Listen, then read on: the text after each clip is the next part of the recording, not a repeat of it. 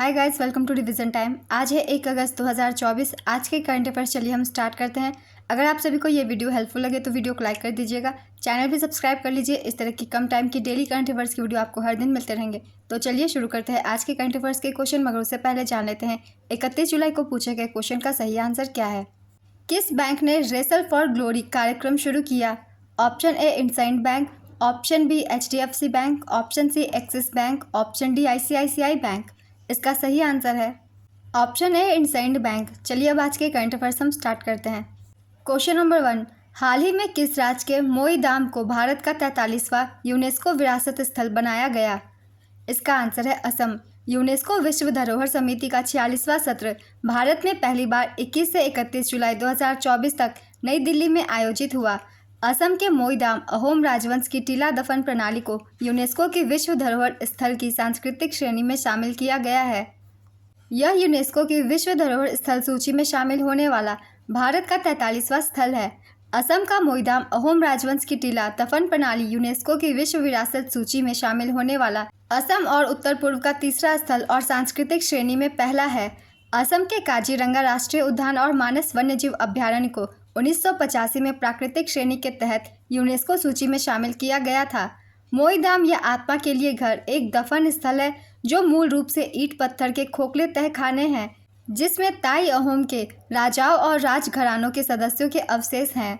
Next question, हाल ही में खबरों में रहा राष्ट्रीय सांस्कृतिक मानचित्रण मिशन किस मंत्रालय द्वारा प्रशासित योजना है? इसका आंसर है संस्कृति मंत्रालय। संस्कृति मंत्रालय द्वारा संचालित राष्ट्रीय सांस्कृतिक मानचित्रण मिशन का उद्देश्य भारत भर के 6.5 लाख गांवों की सांस्कृतिक विरासत को सूचीबद्ध करना है। इस पहल में IT सक्षम प्लेटफॉर्म पर कलाकारों, कला रूपों और संसाधनों का एक व्यापक डेटाबेस बनाना शामिल है। इसके उद्देश्यों में सांस्कृतिक विरासत के बारे में जागरूकता बढ़ाना, गांवों की सांस्कृतिक प्रोफाइल का मानचित्रण करना, राष्ट्रीय कलाकार रजिस्टर बनाना और सांस्कृतिक जुड़ाव के लिए वेब पोर्टल और मोबाइल ऐप विकसित करना शामिल है। नेक्स्ट क्वेश्चन, हाल ही में भारत और किस देश के बीच सांस्कृतिक परिसंपत्तियों को लौटाने और संरक्षण के लिए पहले द्विपक्षीय समझौता हुआ है? इसका आंसर है USA।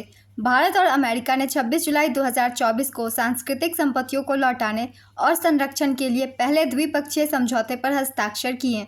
इस समझौते में चोरी की गई भारतीय प्राचीन वस्तुओं की अवैध तस्करी को रोकना भी शामिल है। 2023 में प्रधानमंत्री की अमेरिका यात्रा के दौरान भारत को 262 प्राचीन वस्तुएं वापस की गई थी। आने वाले समय में अमेरिका से 297 पुरावशेष लाए जाएंगे। इस समझौते से चोरी हुई प्राचीन वस्तुओं को लौटाने की प्रक्रिया काफ़ी सरल हो जाएगी। नेक्स्ट क्वेश्चन, हाल ही में CRPF स्थापना दिवस कब मनाया गया? इसका आंसर है 27 जुलाई। केंद्रीय रिजर्व पुलिस बल CRPF भारत का सबसे बड़ा अर्धसैनिक बल है जो आंतरिक सुरक्षा बनाए रखने में अहम भूमिका निभाता है। 27 जुलाई 1939 को इसे क्राउन रिप्रेजेंटेटिव पुलिस के रूप में स्थापित किया गया था। स्वतंत्रता के बाद 1949 में इसका नाम बदलकर केंद्रीय रिजर्व पुलिस बल कर दिया गया। CRPF के वर्तमान महानिदेशक अनीश दयाल सिंह हैं। नेक्स्ट क्वेश्चन, पेरिस ओलंपिक 2024 में भारत के लिए पहला मेडल किसने जीता? इसका आंसर है मनु भाकर। मनु भाकर ने पेरिस ओलंपिक 2024 में भारत के लिए पहला मेडल जीता। मनु भाकर ने 10 मीटर एयर पिस्टल इवेंट में 221.7 स्कोर के साथ ब्रॉन्ज जीतकर इतिहास रच दिया। निशानेबाजी में मनु भाकर कोई भी ओलंपिक मेडल जीतने वाली पहली भारतीय महिला बन गई हैं। नेक्स्ट क्वेश्चन, हाल ही में विश्व हेपेटाइटिस दिवस कब मनाया गया? इसका आंसर है 28 जुलाई। यह दिन हेपेटाइटिस वायरल के खिलाफ जागरूकता को बढ़ाने और वैश्विक कार्रवाई को प्रोत्साहित करने के लिए मनाया जाता है। इस वर्ष की theme it's time to act है। यह नोबेल पुरस्कार विजेता वैज्ञानिक डॉक्टर बारूक ब्लम्बर की जयंती के उपलक्ष्य में भी मनाया जाता है। 1967 में उन्होंने हेपेटाइटिस B वायरस की खोज की और इसका टीका विकसित किया। प्रारंभ में विश्व हेपेटाइटिस दिवस 19 मई को मनाया जाता था, लेकिन बाद में 2010 में इसे 28 जुलाई को स्थानांतरित कर दिया गया। नेक्स्ट क्वेश्चन, हाल ही में किस मंत्रालय ने सिम्स 2.0 पोर्टल लॉन्च किया है? इसका आंसर है इस्पात मंत्रालय। इस्पात मंत्रालय ने इस्पात आयात निगरानी प्रणाली 2.0 सिम्स 2.0 पोर्टल लॉन्च किया। इसका शुभारंभ केंद्रीय इस्पात एवं भारी उद्योग मंत्री HD कुमारस्वामी ने किया। 2019 में शुरू की गई सिम्स ने घरेलू उद्योग को विस्तृत इस्पात आयात डेटा प्रदान करने में महत्वपूर्ण भूमिका निभाई है। इस्पात मंत्रालय ने सिम्स को और अधिक प्रभावी बनाने के लिए पोर्टल को नया रूप दिया है, जो इस्पात आयात की निगरानी करने और घरेलू इस्पात के विकास को बढ़ावा देने के लिए महत्वपूर्ण कदम है।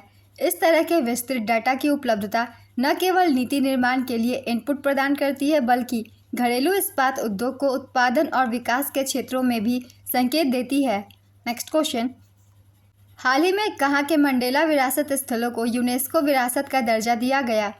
इसका आंसर है दक्षिण अफ्रीका। दक्षिण अफ्रीका में मंडेला विरासत स्थलों को यूनेस्को विरासत स्थल का दर्जा मिला। मुक्ति संग्राम और नेल्सन मंडेला से संबंधित दक्षिण अफ्रीका में ऐतिहासिक स्थलों को यूनेस्को की विश्व धरोहर सूची में शामिल किया गया। नेल्सन मंडेला दक्षिण अफ्रीका के पहले लोकतांत्रिक राष्ट्रपति थे। इनकी जयंती पर 18 जुलाई को अंतर्राष्ट्रीय नेल्सन मंडेला दिवस मनाया जाता है। नेक्स्ट क्वेश्चन, हाल ही में खबरों में रही NPS वात्सल्य योजना का प्राथमिक उद्देश्य क्या है? इसका आंसर है माता पिता और अभिभावकों को अपने बच्चों की भविष्य की वित्तीय जरूरतों के लिए योजना बनाने में मदद करना। वित्त मंत्री ने राष्ट्रीय पेंशन योजना के तहत NPS वात्सल्य नामक एक नई योजना की घोषणा की, ताकि माता पिता और अभिभावकों को अपने बच्चों की भविष्य की वित्तीय जरूरतों के लिए योजना बनाने में मदद मिल सके। माता पिता अपने नाबालिग बच्चों के लिए एक खाता खोल सकते हैं, जिसमें बच्चे के 18 वर्ष होने तक धन जमा होता रहेगा। वयस्क होने पर राशि एक मानक NPS खाते में स्थानांतरित हो जाती है और इसे गैर NPS योजना में परिवर्तित किया जा सकता है। नेक्स्ट क्वेश्चन, हाल ही में चौथे बिम्स्टेक सुरक्षा प्रमुखों की बैठक कहां पर आयोजित की गई? इसका आंसर है म्यांमार। 27 जुलाई 2024 को म्यांमार में चौथी बिम्स्टेक सुरक्षा प्रमुखों की बैठक आयोजित हुई। बैठक में भारत का प्रतिनिधित्व राष्ट्रीय सुरक्षा सलाहकार अजीत डोभाल ने किया।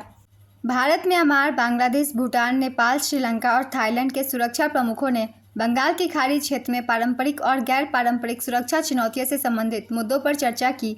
बिम्स्टेक का पूरा नाम है bay of Bengal initiative for multi sectoral technical and economic cooperation.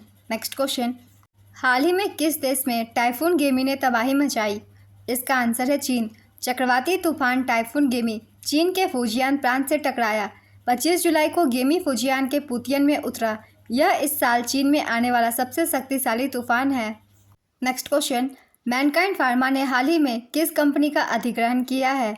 इसका आंसर है Bharat serums and vaccine. Mankind pharma ने भारत सीरम्स एंड वैक्सीन का अधिग्रहण करने की घोषणा की। इसके लिए 13,630 करोड़ रुपए में 100% हिस्सेदारी की डील फाइनल हुई है। मैनकाइंड फार्मा भारत की सबसे बड़ी दवा कंपनियों में से एक है। वर्तमान में भारत सीरम्स एंड वैक्सीन का स्वामित्व एडवेंट इंटरनेशनल के पास है। मैनकाइंड फार्मा की स्थापना 1991 में हुई थी। इसका मुख्यालय दिल्ली में है और चेयरमैन रमेश जुनेजा हैं। नेक्स्ट क्वेश्चन, वर्ष 2023-24 के लिए राजभाषा गौरव सम्मान श्रेणी 1 में पहला पुरस्कार किसने जीता? इसका आंसर है HPCL विशाखा। राजभाषा गौरव सम्मान 2023-24 आयोजक नगर राजभाषा कार्यान्वयन समिति। श्रेणी 1 में प्रथम स्थान HPCL विशाखा रिफाइनरी, द्वितीय स्थान NTPC सिम्हाद्री। श्रेणी 2 में प्रथम स्थान गेल, द्वितीय स्थान HPCL विशाखा क्षेत्रीय कार्यालय। नेक्स्ट क्वेश्चन, हाल ही में सुहेल एजाज खान को कहाँ का राजदूत नियुक्त किया गया? इसका आंसर है यमन। सऊदी अरब में भारतीय राजदूत सुहेल एजाज खान को यमन के राजदूत के रूप में भी नियुक्त किया गया है। यमन की राजधानी सना, मुद्रा यमनी रियाल और राष्ट्राध्यक्ष रसद अल अलीमी है। नेक्स्ट क्वेश्चन, हाल ही में असम के नए राज्यपाल कौन बने हैं? इसका आंसर है लक्ष्मण प्रसाद आचार्य। हाल ही में 9 राज्यों के राज्यपाल बदले गए। राजस्थान के बने हैं हरिभाव किशन राव बागड़े, झारखंड के संतोष कुमार गंगवार, छत्तीसगढ़ के रमन डेका, तेलंगाना के जिष्णुदेव वर्मा, असम के लक्ष्मण प्रसाद आचार्य, महाराष्ट्र के CP राधाकृष्णन, पंजाब के गुलाब चंद कटारिया, मेघालय के CH विजयशंकर, सिक्किम के ओम प्रकाश माथुर। इन 9 राज्यों के राज्यपाल बदले गए हैं। इन सभी को याद रखिएगा, आने वाले एग्जाम में हो सकता है पूछ लिए जाएं। आज के करंट अफेयर्स के क्वेश्चन कंप्लीट होते हैं। चलिए अब आज का क्वेश्चन देखते हैं क्या है।